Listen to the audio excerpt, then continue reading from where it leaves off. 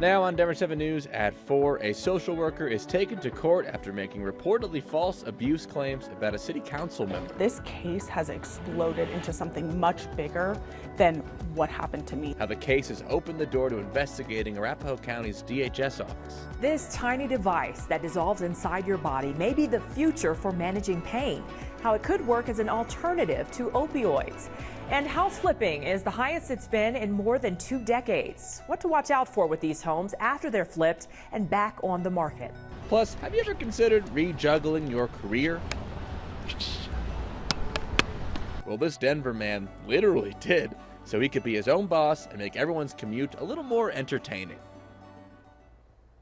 Thank you for joining us. I am Danny Neal. Let's take a live look outside. The sun finally made a cameo today after a couple days of warm, muggy weather. Look at that. Blue skies with some dark clouds there, of course. Let's bring in Chief Meteorologist Mike Nelson. Mike, I don't know if you have a pool, but can I come over this weekend? If you have one, I need to find one. I'm on the hunt.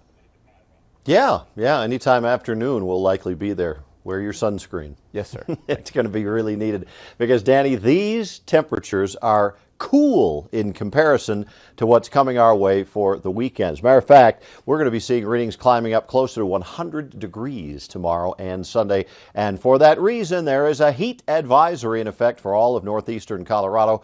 And that's for tomorrow from 10 a.m. until 8 p.m. Scattered thunderstorms trying to form to the south and to the southeast of the Denver area. There is one down here near Black Forest that has gone severe, but they don't look like much for the most part. This is a view looking at those storms from Cedar Point, and that's over near Lyman. So these are just brief shade producers, really.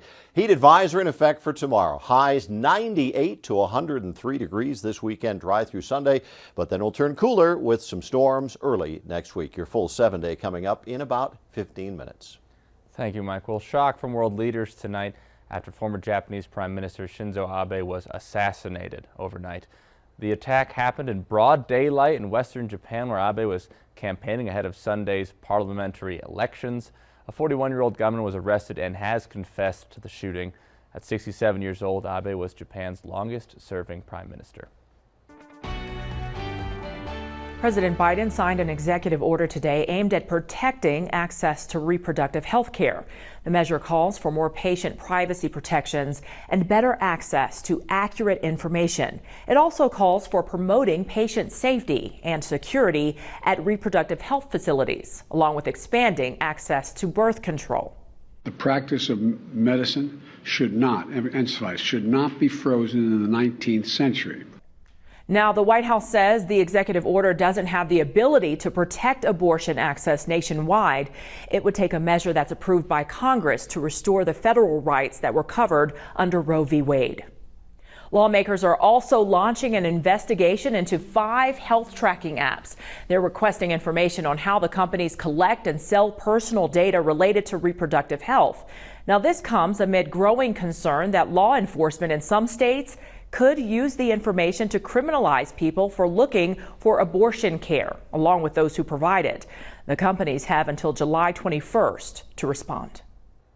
Our governor signed an executive order earlier this week that protects women who might be prosecuted for getting an abortion in Colorado.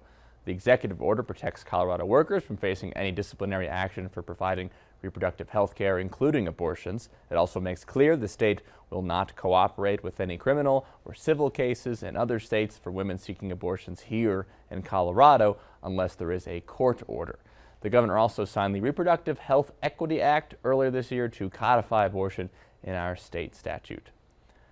And the partner of former Aurora Police Chief Vanessa Wilson made her first court appearance this morning. Robin Nacita is accused of making a false child abuse report about Aurora City Council member Danielle Durinsky. The report was filed a day after the city leader criticized Vanessa Wilson in an interview, and today a judge issued a protection order so Nacita cannot go near her. Councilwoman Durinsky says that her story has exposed a larger problem within Arapahoe DHS. This case has exploded into something much bigger than what happened to me. This is no longer about me. This is a fight for total justice for every single person that has been wronged by Arapahoe County DHS. Nacita worked as a social worker in Arapahoe County, where she is accused of making the false report. Drinsky is now calling on the county to review every case Nacita worked. Nacita and her attorney declined to talk in front of cameras. The U.S. economy added 372,000 jobs last month. That's according to data out today. The unemployment rate remains at a historically low 3.6%. Both numbers are stronger than expected. Now, there are still almost 2 open jobs for every person who needs one, and that's been true since the end of last year. But experts say this may not be the case for much longer. With inflation, with interest rates, we are seeing obviously pressure on companies from a growth perspective. And I think as we move forward, they probably will be slowing their hiring needs. Now, Scott Blumsack with Monster.com says he thinks we'll see less job hopping over the next few months as companies tighten their budgets and reduce hiring. Now, we may also see more people return to work. About 7 million people left the labor force back in March and April of 2020. Now, today, the number of people who aren't working is still much higher than it was before the pandemic. A lot of the population had some level of financial cushion that they could sort of dip into. And we've seen those savings rates decline pretty dramatically, especially as inflation has increased. And so moving forward, it does appear likely that that is going to be a driver of getting people back off the sidelines and into the workforce.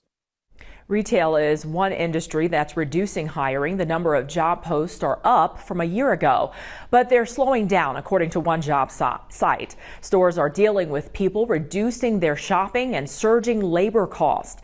Some analysts are also suggesting companies have learned to do more with fewer workers. A big deadline is coming up next week for the vaping industry, the changes that could be coming to which products are available, and the impact this could have. Also coming up, higher food prices are not just impacting our household budgets.